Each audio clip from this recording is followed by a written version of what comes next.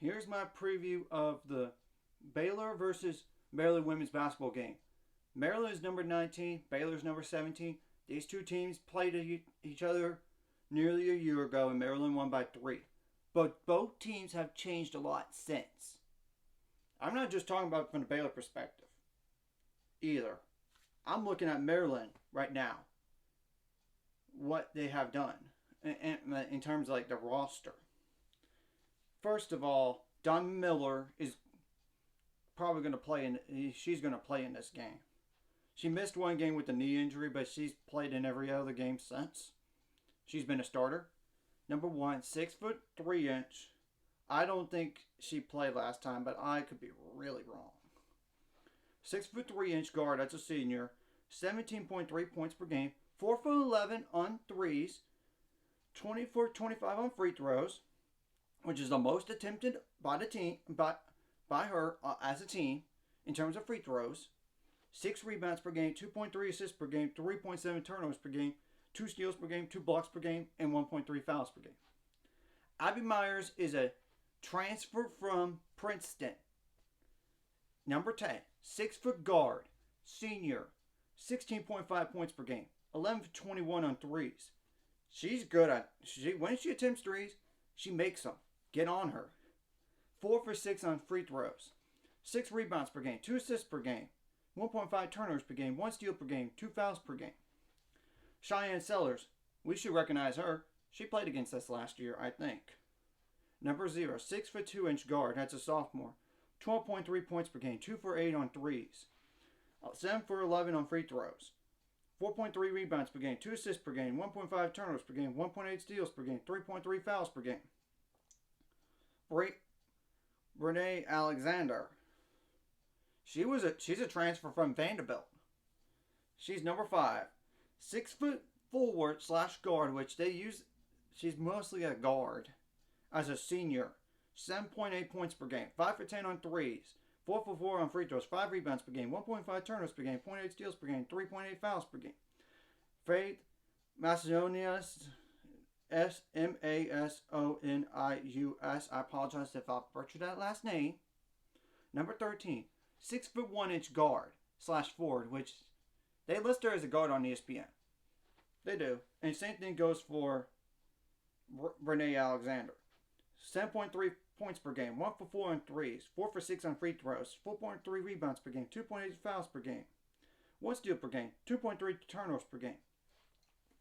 Laverne Briggs. She's a transfer from Florida. Yes, I had a lot of transfers so far. Number 3, 6'1" guard. That's a senior. 6 points per game. 2 for 7 on threes. 2 for 3 on free throws. 4.8 rebounds per game. 0.8 steals per game. 1.3 blocks per game. 2.5 assists per game. 1 turnover per game. 0.8 fouls per game. Bree McDaniel is a freshman. Finally, the first player that's a freshman. Number 24. 5'10" guard. That's a guard. That's a freshman. Apologize if I said that twice just now. 3.8 points per game. 2 for 6 on threes. 3 for 5 on free throws. 2.3 rebounds per game. 1 turnover per game. 1.3 fouls per game. Elisa Pinzon. She's a transfer from South Florida. But don't get the numbers wrong on this. She could score. She scored a lot at South Florida. She's number 12. 5'8" guard. That's a senior. 3.5 points per game. 2 for 8 on threes. No free throws attempted. 4 assists per game. She's a starter, by the way. 1.8 turnovers per game and 2.8 steals per game. Gia Cook, number 11. 5'9" guard. That's a freshman. 3.3 points per game. 0 for 2 on threes. 5 for 8 on free throws. 8.8 turnovers per game and 1.3 fouls per game. Milo Reynolds, number 15. 6'3" guard. That's a freshman. 1.3 points per game. 0 for 1 on threes, 1 for 1 on free throws, 0.8 turnovers per game, and 1 foul per game. The other 2 players that played this year have played 2 games or less. I'm not going to include those, but you could check it out in the description below. And I can tell you one thing right now. They are a lot, like I said before, they're a lot different than a year ago because they had Angel Reese. She's no longer with the program. She's at LSU. So, they're going to run mostly like a. They could run out. They could be like a 5 out offense here, because most of the players they use, and they have used all year long, have been guards. As you could tell, what they have been doing, they've been using a lot of guards. So I'm not sugarcoating it one bit. So you got to close out on all those players that can shoot the ball. And even on those that are not known for shooters, but they have attempted a lot of threes. They do like their attempts on three. They attempted 79 of those combined this year. So obviously defensively, you have to shut down and chase them off the 3-point line. Of course, you can't have foul trouble. And can't have foul trouble. You gotta be smart. And you gotta close on every player because they will shoot the ball. As you could tell, they will attempt threes. They're not scared of it. I know we're kind of the same way, but you gotta get some defensive rebounds. Limit those second chance points. Points in the paint. Of course, you have to limit your transition points as well. And cause turnovers, cause chaos. And be smart defensively. At least they're not like forwards, but they could block shots, as you could tell by the numbers here. As you could tell. Now, offensively, you got to take care of the ball, get good shots, and try to knock them down. I know we struggled in the last 2 games in shooting, but some of those were good looks. I know some of those are missed at the rim. I know that. And hopefully they'll hit those more. You got to make your layups. You got to make your 15-foot jump shots. Get to the free throw line. And of course, defensively, don't let them get so many free throws. I mean, that's obvious.